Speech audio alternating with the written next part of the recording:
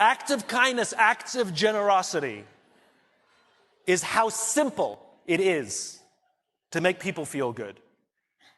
I was walking down the streets of New York City, and a guy walking in front of me, his backpack opened and a bunch of paper fell out on the street. I didn't think much of it. I bent down, I gathered up the papers, handed them back to him, and pointed out that his bag had opened.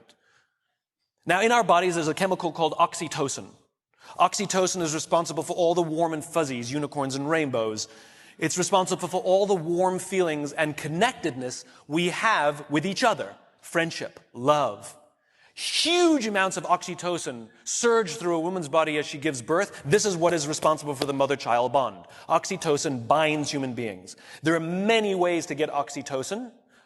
One of them is acts of kindness and acts of generosity.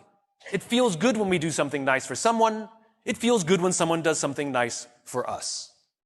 On this particular day, I did something for someone with no expectation of anything in return. I got a little surge of oxytocin. I felt good. He turned to me and he said, "Thank you. It feels nice when someone does something for us with no expectation of anything in return." He felt good. I walked to the end of the street. I'm waiting to cross the street. And a total stranger who happened to be standing next to me said, "I saw what you did back there. That was really cool." As it turns out, witnessing an act of generosity releases oxytocin, and he felt good. And the best part about oxytocin is the more oxytocin we have in our bodies, the more generous we become. It is Mother Nature's way of trying desperately to get us to look after each other.